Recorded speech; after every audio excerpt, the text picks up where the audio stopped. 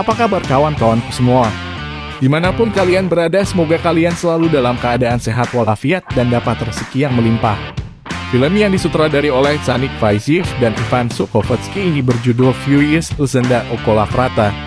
Sebelum lanjut, jangan lupa kopi dan langsung kita ke alur ceritanya. Kisah dimulai dengan menceritakan pasukan Genghis Khan yang telah menyerang pasukan Rusia di daerah Kalki. Setiap kerajaan yang mereka serang, pangerannya akan mereka tangkap dan dibunuh secara kejam. Seorang prajurit dilahirkan di Rusia, dia bernama Evpatius Kolaprat. Sama seperti anak seusianya, Kolovrata yang ingin menjadi prajurit, dengan 2 batang kayu dia mencoba menunjukkan kemampuannya kepada Radmir.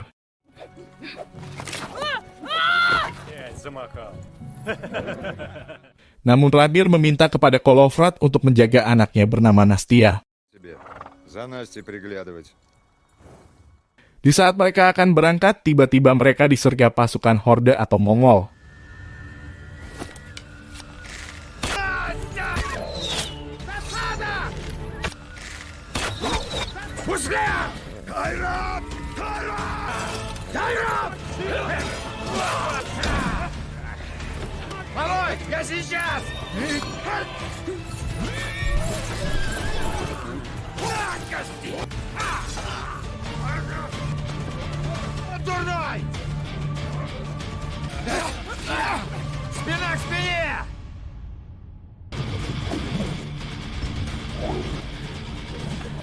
Radmir terkena sabetan dari belakang, sedangkan Kolovrata sendiri terkena senjata bola tali yang mengenai kepalanya.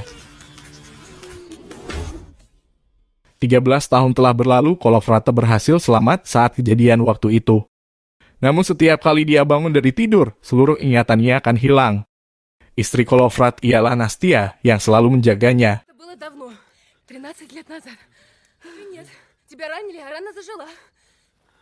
Nastia selalu mengatakan bahwa Kolovrata adalah seorang prajurit yang bertugas kepada Pangeran Yuri untuk melatih para prajurit berperang.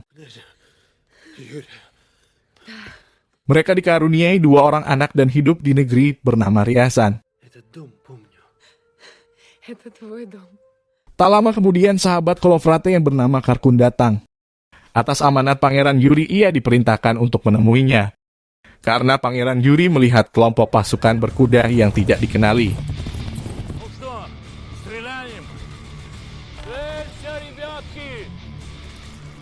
Ternyata itu adalah rombongan Pangeran Bryansky dari Inggris yang datang untuk menyaksikan pembaptisan. Lalu scene berganti, Kolovrat yang sedang melihat catatan yang dibuat sang istri untuk mengingat kembali tugas-tugasnya.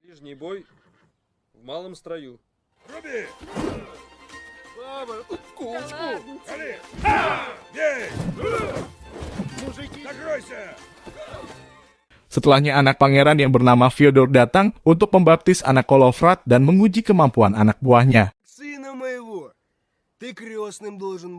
Tak tanggung-tanggung dia menentang 5 prajurit sekaligus.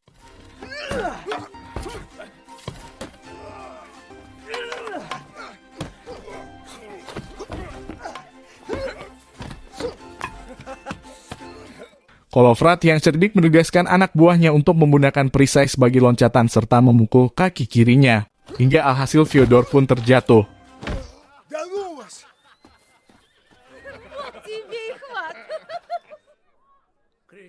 Saat acara pembaptisan sedang berlangsung, tiba-tiba seorang warga muncul membawa kabar bahwa Horde telah tiba. Sontak seluruh warga berhamburan pergi. Namun Kolovrat meminta pembaptisan untuk dilanjutkan. Sementara itu lonceng perang dikumandangkan ke seluruh pelosok. Horde datang membawa 10.000 pasukan untuk membumi hanguskan Ryazan. Warga ingin melarikan diri namun pasukan mencegahnya. Di saat yang bersamaan, pangeran dan para petinggi kerajaan melakukan rapat dadakan. Vasily mengusulkan untuk memberikan upeti kepada mereka karena Horde bukanlah tandingan untuk negeri kecil ini. Pada akhirnya Pangeran Yuri memutuskan untuk mengirim anaknya Fyodor dan ditemani Vasily untuk menawarkan kesepakatan damai dengan mereka. Rombongan utusan ini berangkat termasuk Vidar yang memahami bahasa mereka. Nastia memaksa Kolovrat untuk membawa lada. Ia ditugaskan untuk mengembalikan ingatan Kolofrat dengan membawa buku catatan agar Kolofrat tidak lupa nantinya.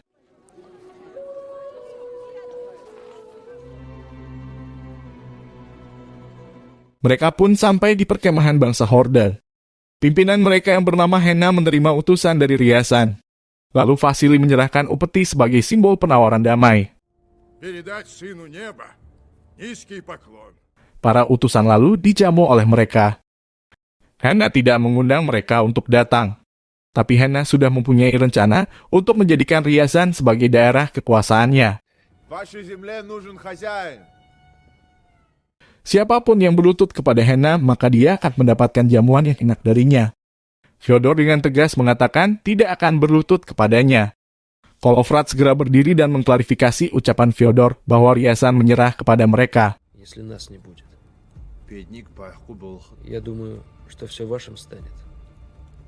Karena ucapan dan keberanian Kolofrat, Henna menganugerahkan sebuah kalung berisi titanya untuk keselamatan Kolofrat di seluruh negara kekuasaan Genghis Khan. Setelahnya para utusan disuguhkan tarian khas bangsa Mongol. Tanpa diduga, meja makan yang berada di depan mereka ditandu oleh para tahanan. Radbir yang ternyata masih hidup merasa tidak kuat lagi dan memilih untuk melawan. Di saat yang sama, utusan yang lainnya hendak dijadikan tahanan. Namun pada akhirnya mereka memilih untuk melawan.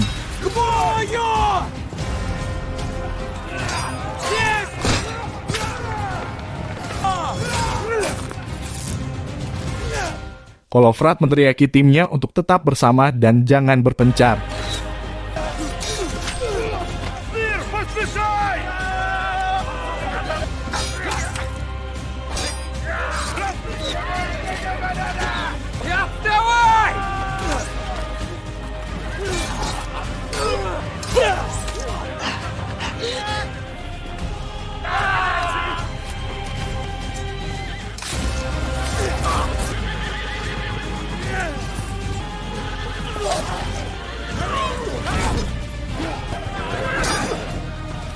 Lalu Kolofrat mengajak mereka untuk melarikan diri menuju hutan.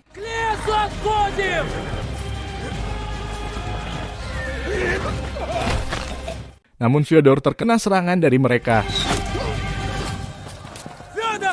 Bagi Fyodor yang terkena anak panah menyuruh Kolofrat untuk pergi dan berpesan agar terus berjuang menghancurkan bangsa Horde. Sementara itu, Henna memilih untuk tidak mengejar mereka.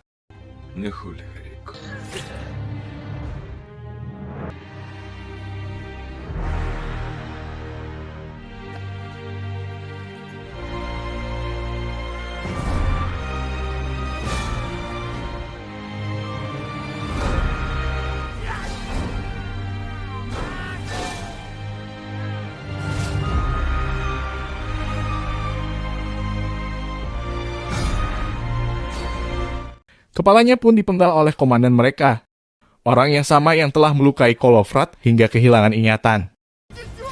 Setelahnya Henna memerintahkan kepada seluruh pasukannya untuk menghancurkan Ryazan. Sementara itu Kolofrat dan timnya terjebak dalam badai salju yang bisa saja merenggut nyawa mereka.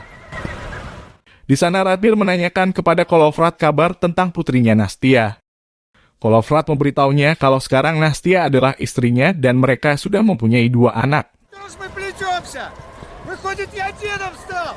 Tiba-tiba mereka dihadang oleh seekor beruang kutub yang sangat besar. Beruntung beruang itu ditemani pawangnya yang bernama Nestor dan berlindung ke dalam gua. Di saat orang lain tertidur pulas, Kolofrat justru menahan rasa ngantuknya. Karena yang ia takutkan saat terbangun dia telah melupakan semuanya. Lalu dia meminta ramuan kepada seorang tabib yang bersama mereka. Tabib itu pun membuatkan ramuan dari akar rumput agar membuatnya tetap terjaga. Sementara itu di waktu yang sama pasukan Horde sudah bersiap akan menyerang Ryazan.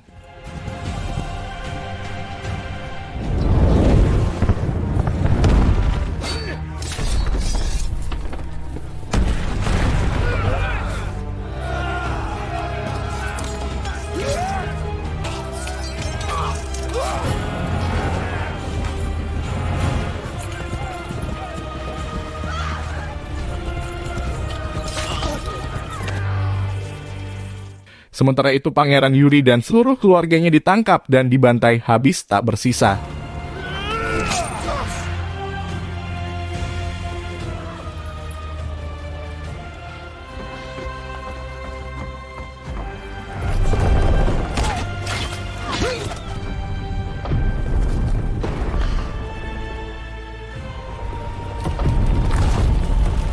Tak terkecuali bagi istri dan anak Kolovrat yang ikut menjadi korban atas kekejaman mereka.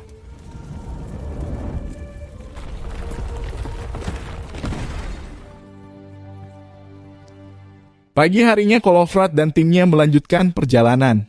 Dari atas bukit mereka terkejut saat melihat rumah mereka hangus terbakar. Kota indah Ryazan telah porak-poranda dalam sekejap akibat serangan bangsa Horde. Lalu Kolovrat mendatangi puing bangunan rumahnya. Di sana dia hanya menemukan sebuah fluid yang biasa dimainkan istrinya. Setelahnya Kolovrat dan tim bekerja sama menaikkan kembali lonceng dan membunyikannya untuk mencari korban yang masih selamat.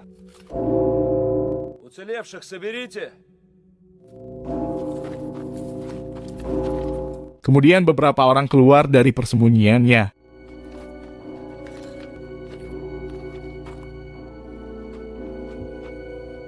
Namun suara lonceng itu memberi sinyal juga kepada pasukan Horde.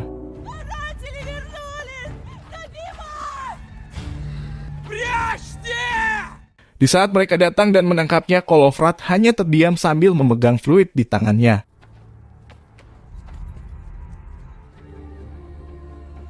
Namun yang terjadi,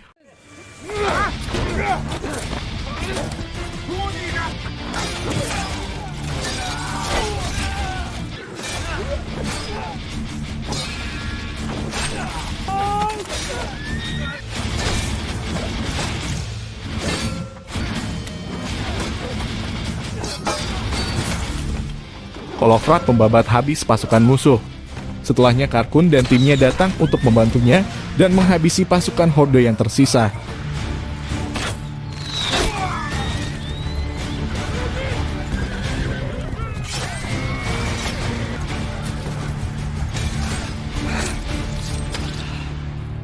Lalu Kolovrat membuat sebuah rencana dan menunjukkan sebuah peta yang dia lihat di tenda Hena. Dia mengirim utusan ke negara tetangga untuk meminta bantuan. Kolovrat meminta 3 sukarelawan untuk berangkat menuju Vladimir, Kolumna, dan Murom.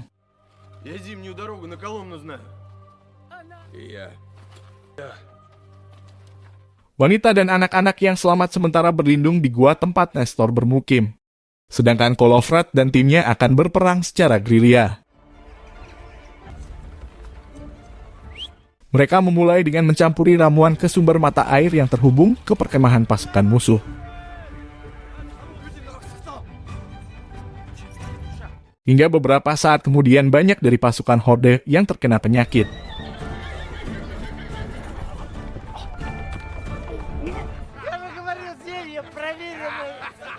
Setelahnya Kolovrat melesatkan sebuah anak panah ke mereka. Ternyata anak panah itu disertai pesan berupa potongan dari kertas titah yang diberikan Hena sebelumnya. Juga sebagai pesan pertanda Kolovrat masih hidup dan akan terus menyerang mereka. Kemudian komandan mereka memerintahkan untuk menangkap Kolovrat hidup-hidup. 1 kompi pasukan dikirim untuk menangkapnya. Di saat musuh akan menyergapnya, tiba-tiba puluhan anak panah dilesatkan ke mereka. Ternyata itu adalah perangkap yang sudah dipersiapkan tim sebelumnya. Tiba-tiba Kolovrat terjatuh dan tidak sadarkan diri. Lada merasa khawatir padanya. Ternyata Kolovrat tidak tidur selama 3 hari. Di tempat lain, salah satu utusan telah sampai di Vladimir. Dia meminta bantuan pasukan untuk melawan bangsa Horde yang memiliki 10.000 pasukan. Namun sang raja merasa terkejut saat mengetahui Kolovrat hanya memiliki 20 prajurit saja.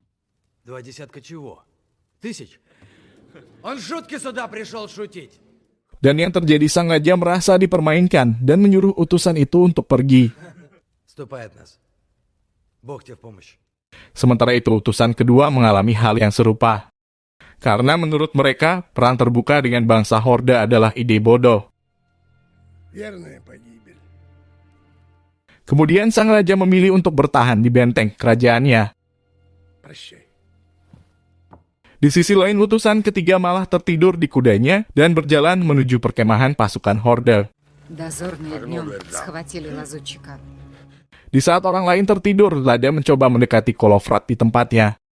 Lalu dia melepaskan pakaiannya dan berharap Kolofrat terbangun. Namun Kolofrat yang masih terjaga ingat betul kalau istrinya adalah Nastia. Я твоя жена, Лада. Я не забыл. Мою жену Настей зовут. Keesokan harinya Kolofrat berlari dan berharap bantuan telah datang. Namun ternyata di sana dia melihat utusan ketiga telah dibunuh dan dijadikan perangkap untuknya.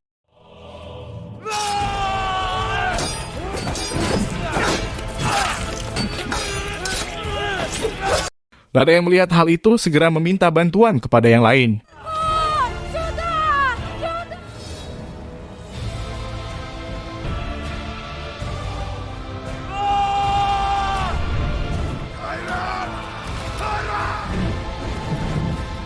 Komandan mereka kembali melemparkan bola tali seperti 13 tahun yang lalu. Namun kali ini Kolofrat berhasil menahannya. Di saat mereka akan menyerang, tiba-tiba badai besar datang disertai seekor beruang yang membantu Kolofrat.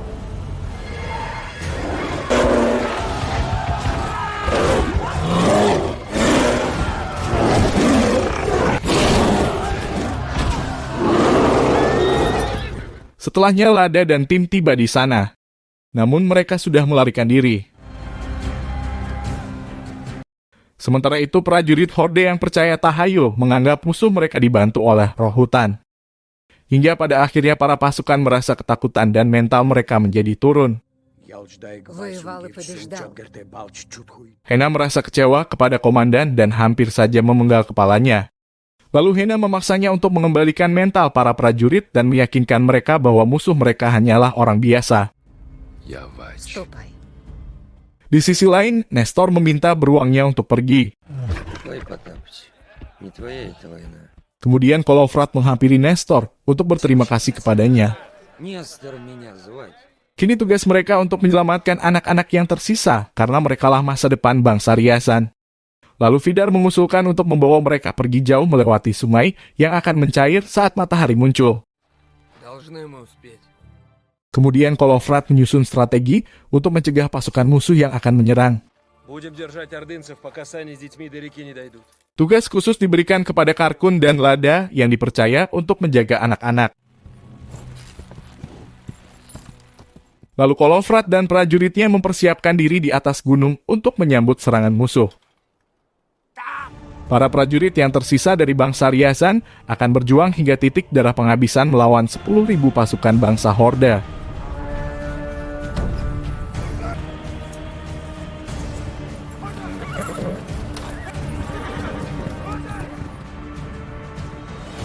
Di atas kursi singgasananya, Hena menyaksikan sambil menikmati kacang yang disuguhkan anak buahnya. Sementara itu, puluhan prajurit mencoba naik ke atas bukit. Namun mereka harus tewas terkena batang kayu yang sudah dipersiapkan. Setelahnya ribuan anak panah dilesatkan dan mengakibatkan beberapa prajurit terluka.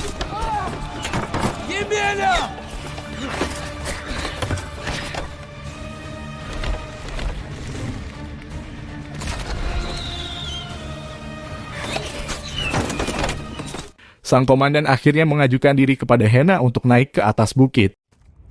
Бейтуник. Алшбалху. К бою!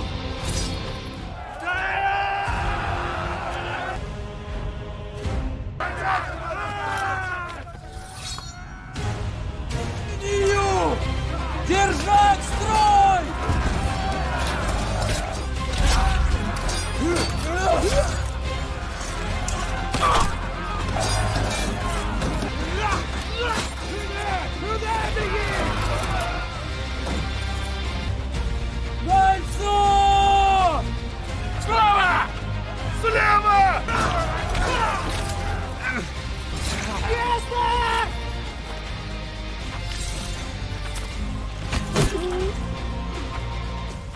Kolofrat dan pasukannya mulai kewalahan menghadapi mereka satu persatu.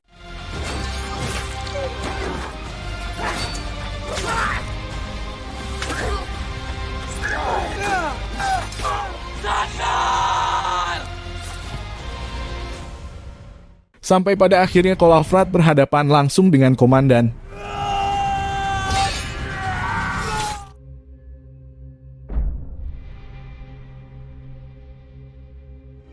Saat Kolofrat dan sisa prajurit berjuang mati-matian, matahari pun mulai bersinar.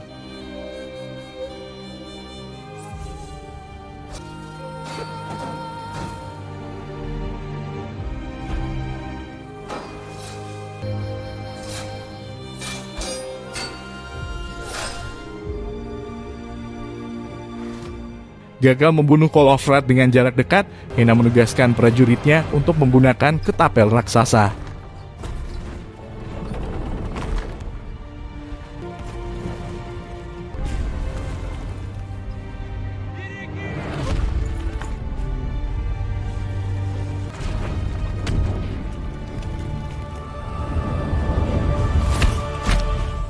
Batu yang mengenai kepalanya membuat ingatan Kolofrat pulih kembali. Dan di saat terbangun, ia melihat timnya sudah tewas dan hanya tinggal ia sendiri. Lalu ia turun untuk memberikan kembali titahnya kepada Hena. Pada akhirnya ia mulai melemah dan tak sanggup lagi untuk berdiri. Kemudian Hena bertanya siapa sebenarnya sosok prajurit ini. Kolofrat menjawab kalau ia hanyalah seorang prajurit biasa. Hena berharap mempunyai seorang prajurit seperti dirinya, karena menurutnya Kolofrat adalah seorang prajurit sejati. Lalu dengan segala kehormatan, dia memerintahkan kepada prajuritnya untuk menguburkan Kolofrat di tempat tertinggi. Namanya melegenda dan menyebar ke seluruh pelosok kerajaan. Mereka yang sebelumnya meremehkan Kolofrat kini bergabung untuk melawan penjajahan bangsa Horde.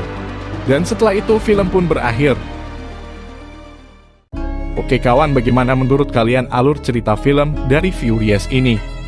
Namun akan lebih seru lagi kalau kalian menontonnya secara full. Terima kasih, salam penutup seperti biasa dari saya.